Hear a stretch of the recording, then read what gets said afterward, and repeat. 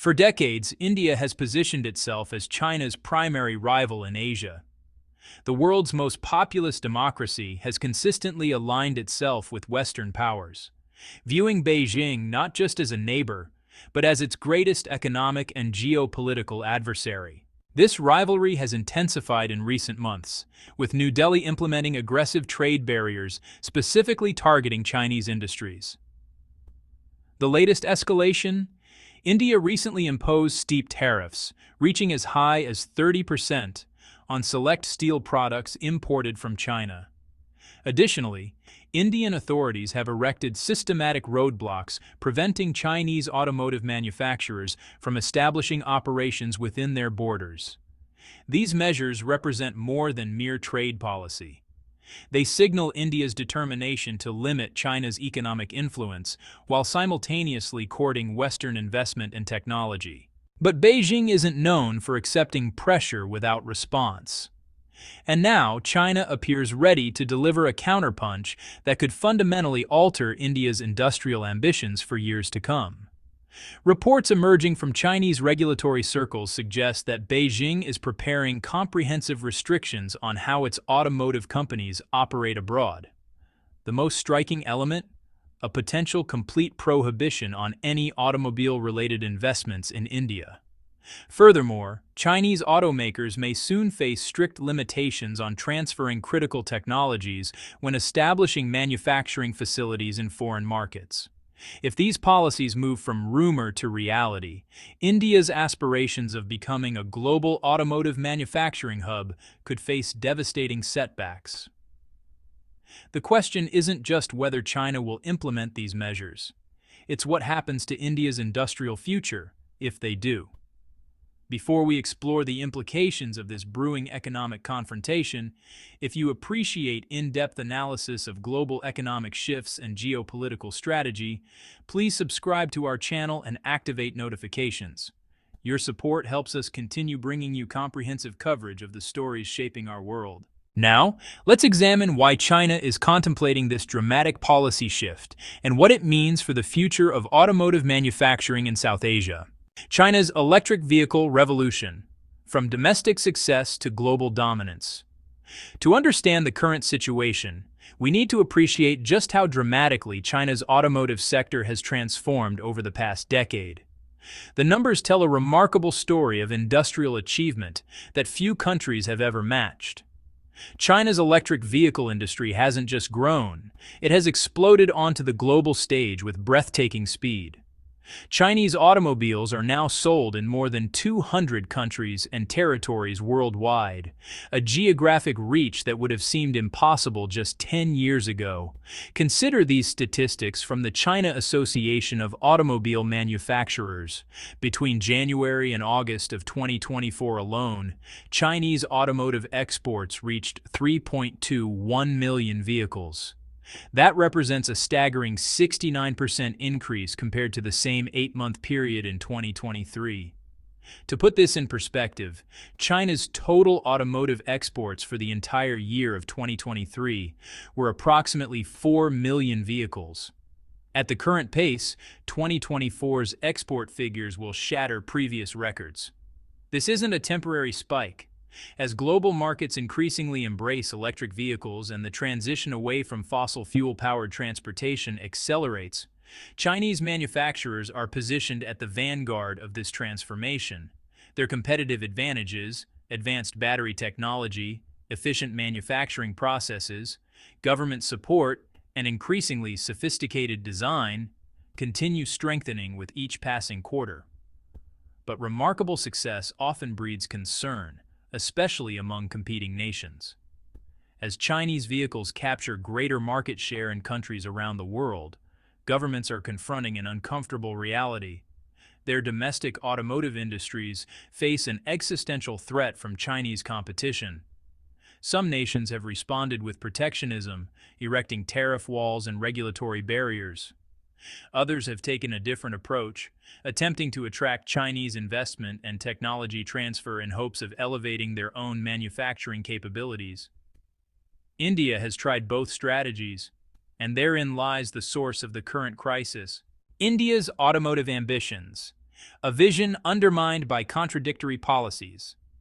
For more than a decade, successive Indian governments have proclaimed their commitment to transforming the country into a manufacturing powerhouse.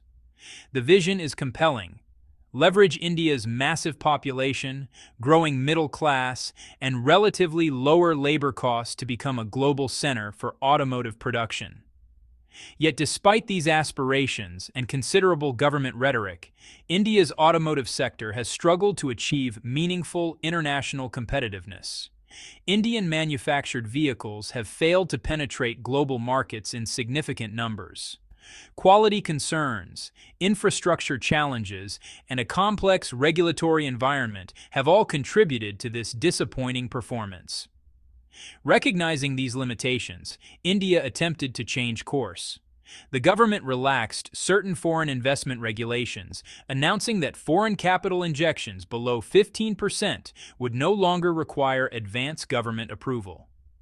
The logic seemed straightforward: make it easier for international automotive companies to invest in India, and in the process acquire the technological know-how and manufacturing expertise that Indian companies lacked. On paper, this approach made sense. In practice, it has produced frustration on all sides. Tesla provides perhaps the most visible example of this dysfunction. As early as 2019, Elon Musk's electric vehicle giant expressed interest in establishing manufacturing operations in India. The Indian government welcomed these overtures enthusiastically, seeing Tesla as a potential catalyst for the country's EV ambitions. Yet 5 years later, not a single Tesla vehicle has rolled off an Indian assembly line. The project has remained perpetually stuck in the preliminary discussion phase, never advancing to concrete implementation. Industry analysts point to several factors behind Tesla's reluctance. The company's leadership reportedly grew concerned about India's unpredictable regulatory environment, the potential for unexpected fines and compliance challenges, and the risk that operational difficulties could force an eventual, embarrassing withdrawal from the market. Rather than risk these scenarios, Tesla simply chose to keep India at arm's length while pursuing manufacturing expansion in other countries. Tesla isn't the only major player to encounter obstacles in India. BYD, the Chinese electric vehicle manufacturer that has become one of the world's largest EV producers, announced plans in 2023 to invest $1 billion in India. The proposed project would have created a substantial automotive production facility, bringing advanced manufacturing technology and thousands of jobs. The Indian government rejected the proposal. The official explanation cited national security concerns, a justification that has become increasingly common as India seeks to limit Chinese economic influence. But the rejection came with an additional revealing condition. India indicated that BYD would need to share its core technological innovations before receiving approval to manufacture locally. Essentially, India wanted access to BYD's proprietary technology, the very innovations that give the company its competitive edge, as a prerequisite for doing business in the country. BYD's response was predictable and swift. They canceled their Indian investment plans entirely. So why would India simultaneously court foreign automotive investment while creating conditions that pretty much guarantee major manufacturers will look elsewhere? Well, the answer involves this complex mixture of economic protectionism, geopolitical positioning, and maybe even a bit of strategic miscalculation. First, let's consider the competitive threat that Chinese vehicles represent. Chinese manufacturers have honestly achieved something remarkable. They produce vehicles with features and quality that rival Western brands, but they can offer these products at prices about 20% lower than comparable European or American alternatives. And this price advantage extends even to export models, where companies usually face higher production and logistics costs. If Chinese automotive manufacturers gained unfettered access to India's massive domestic market, with its 1.4 billion potential consumers and a rapidly growing middle class, the consequences for India's own automotive industry would be, well, pretty severe. Local manufacturers who are already struggling to compete internationally would face devastating pressure right at home as well. Indian policymakers are fully aware of this reality. So, blocking or restricting Chinese automotive investment becomes, from their point of view, a defensive measure to protect domestic industry from being overwhelmed by more efficient competitors. Now, there's also the geopolitical dimension. Western nations, especially the United States and the European Union, have put in place increasingly aggressive measures targeting China's electric vehicle sector. We're talking about substantial tariffs, subsidies for domestic production, and all sorts of regulatory barriers designed to slow Chinese EVs from entering Western markets. India, looking to strengthen its relationships with Western powers and position itself as a democratic alternative to authoritarian China, has found itself aligning with these restrictive policies. By blocking Chinese automotive investment, India is signaling to Washington, Brussels, and other Western capitals that it shares their concerns about Chinese industrial dominance. This alignment, honestly, serves India's broader strategic interests. Western nations see India as a potential counterweight to China in Asia, and they're, willing to offer trade concessions, technology partnerships, and political support in exchange for India's cooperation on issues like limiting Chinese influence. But here's the problem with that strategy. It assumes that India can somehow acquire advanced manufacturing capabilities without actually learning from or partnering with the companies that possess the most advanced technology in the sector, which right now happen to be Chinese. For a while, China observed India's policies with, relative patience.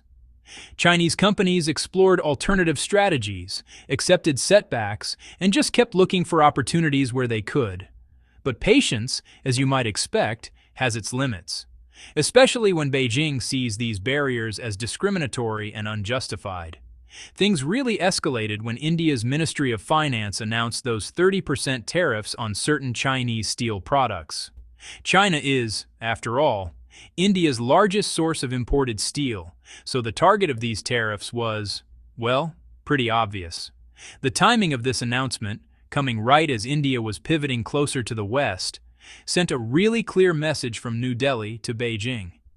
Now, China's potential response could be way more consequential than just matching tariffs or filing complaints with international trade organizations. According to reports circulating in September 2024, Chinese regulatory authorities are working on comprehensive new policies that would govern how Chinese automotive manufacturers operate internationally.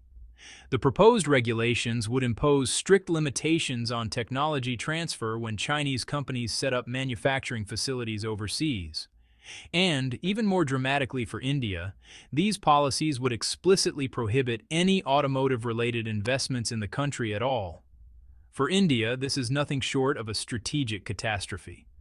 The whole logic behind India's automotive development strategy depended on eventually tapping into Chinese manufacturing expertise and technology. Even if India couldn't lock in direct Chinese investment under ideal terms, policymakers believed they could still benefit from Chinese presence in neighboring markets, from studying Chinese manufacturing techniques, and from the broader ecosystem effects of Chinese automotive development in Asia. A complete Chinese withdrawal from any engagement with India's automotive sector would wipe out all of these indirect benefits too. India would be left trying to build a competitive electric vehicle industry basically from scratch, without access to the world's most advanced and cost-effective EV technology. Even as rumors rather than official policy, these potential restrictions have reportedly caused considerable anxiety among Indian government officials and industry leaders. They recognize, perhaps more than ever, that China holds tremendous leverage in this confrontation, leverage that India just can't easily counter. China's willingness to impose such dramatic restrictions on its automotive companies' overseas activities reflects several strategic calculations. First, there's the matter of reciprocity and deterrence. India has implemented policies specifically designed to disadvantage Chinese companies and limit Chinese economic influence. From Beijing's perspective, accepting these measures without response would only encourage further restrictions from India and potentially other countries as well. By demonstrating willingness to impose costs on India in return, China sends a message: discriminatory treatment of Chinese companies will not be tolerated without consequences. Second, and perhaps more important in the long term, China is increasingly concerned about technology transfer and the creation of future competitors. This concern extends well beyond India specifically. Chinese electric vehicle manufacturers have achieved global leadership through massive investments in research and development, supported by government industrial policy and protected domestic markets that allowed companies to scale rapidly. This technological advantage represents a crucial national asset. As Chinese automotive companies expand internationally, they face pressure from host governments to share technology, establish research and development facilities, and integrate local suppliers into their production processes. While this creates goodwill and can satisfy local content requirements, it also inevitably results in knowledge transfer. In countries with limited industrial bases, this technology diffusion may pose minimal competitive risks. But in nations with substantial existing manufacturing capabilities and technical expertise, countries like India, helping develop their automotive sectors, essentially means creating and empowering future rivals. India's actions with SAIC Motor Corporation illustrate these risks perfectly. In 2017, SAIC became the first Chinese automotive manufacturer to establish production facilities in India. The company acquired General Motors' Halol plant, invested $450 million to transform it into SAIC MG India, and began manufacturing vehicles for the Indian market. The venture initially appeared successful. But then JSW Group, a major Indian industrial conglomerate, entered the picture. With apparent government support or at minimum government acquiescence, JSW Group initiated a takeover of SAIC's Indian operations through what many observers viewed as a hostile acquisition at below-market valuations. By late 2023, JSW Group had acquired 26% of MG's equity for $310 million. Then purchased an additional stake for $120 million, bringing their total ownership to 35%. SAIC MG India was no longer a wholly Chinese-owned enterprise, but rather a Sino-Indian joint venture, and an Indian company now had access to Chinese automotive technology and manufacturing processes. From China's perspective, this episode demonstrates exactly what can happen when Chinese companies invest in countries with conflicted attitudes toward Chinese presence: initial welcome, followed by political pressure, followed by forced technology sharing or equity dilution. Chinese policymakers had already been issuing informal warnings to domestic automotive companies, cautioning them not to sacrifice long-term technological advantages for short-term market access. The potential new restrictions would transform these warnings into enforceable policy. Here's where China's strategic response becomes particularly interesting and potentially devastating for India's hopes of controlling Chinese automotive influence in South Asia. Unable or unwilling to invest directly in India, Chinese manufacturers are pursuing an elegant workaround. They're investing in Pakistan instead. In August 2024, BYD, the same company India rejected over national security concerns, announced it would invest $1 billion to construct a major automotive manufacturing facility in Pakistan. The plant is scheduled for completion in the first half of 2026. The strategic implications of this decision are profound. Despite the historical tensions and ongoing disputes between India and Pakistan, cross-border trade between the two countries continues, albeit at levels well below what might exist if relations were normalized. Once BYD's Pakistani factory becomes operational, it will be positioned to export vehicles into the Indian market, circumventing India's restrictions on direct Chinese investment, while still capturing market share from Indian automotive manufacturers. The arrangement offers China several advantages. Pakistan's industrial base is significantly less developed than India's, meaning there's minimal risk that Pakistani companies will be able to absorb Chinese technology and emerge as competitive threats. The strategic relationship between China and Pakistan is extremely strong, built on decades of close cooperation across military, economic, and diplomatic dimensions. This provides Chinese companies with confidence that Pakistan won't suddenly impose discriminatory policies or force technology transfers the way India has done. BYD's announcement appears to have opened the floodgates. Other major Chinese automotive manufacturers, including Great Wall Motors, Chang'an Automobile, and SAIC Group, have indicated interest in establishing Pakistani operations as well. If these investments materialize, Pakistan could emerge as a regional hub for Chinese automotive exports, including significant exports to India itself. For Indian policymakers, this development must be particularly frustrating. Their strategy was to limit Chinese automotive presence while developing domestic capabilities. Instead, they're likely to face Chinese competition in their home market anyway, while simultaneously missing out on the investment, employment, and technology transfer opportunities that direct Chinese presence would have provided. The confrontation between China and India over automotive investment reflects much larger questions about technology transfer, industrial development, and economic nationalism in the 21st century. Traditionally, developing countries could advance their industrial capabilities by attracting foreign direct investment from more technologically sophisticated nations. Companies from advanced economies would establish factories in developing countries to access lower-cost labor or growing markets. Local workers would gain employment and skills. Local suppliers would emerge to serve foreign manufacturers. Local companies would learn by observing and eventually competing with foreign entrants. Over time, this process would elevate the host country's overall industrial capabilities. This model worked extraordinarily well in East Asia. Japan, South Korea, Taiwan, and China itself all leveraged foreign investment and technology transfer as crucial elements of their industrial development strategies.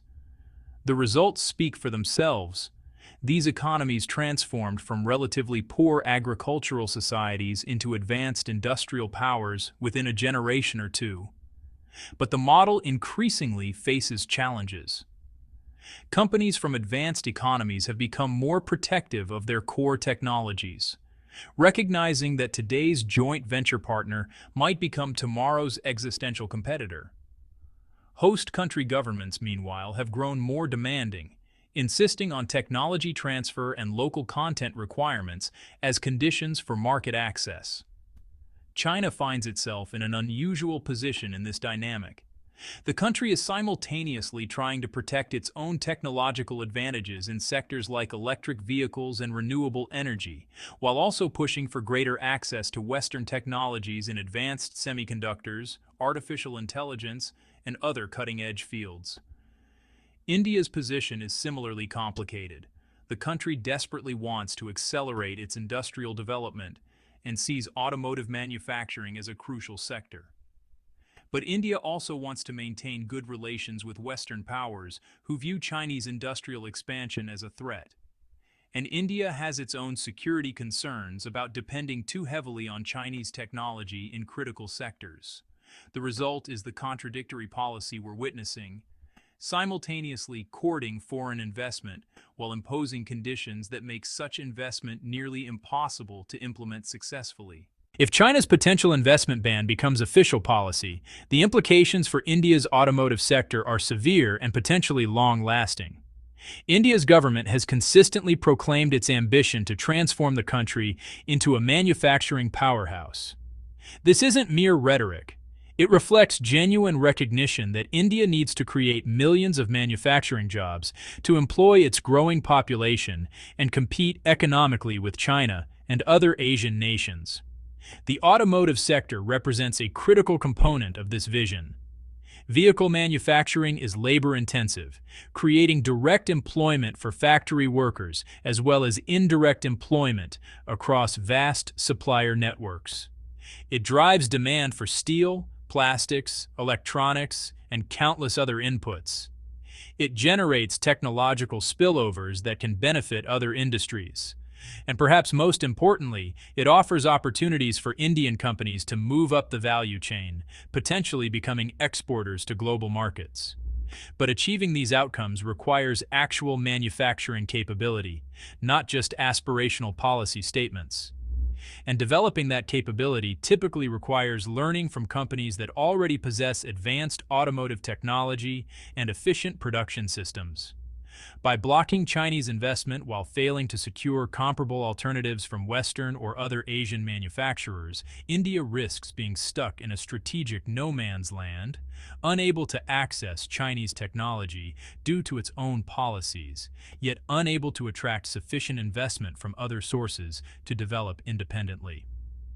The situation is exacerbated by the pace of technological change in the automotive sector.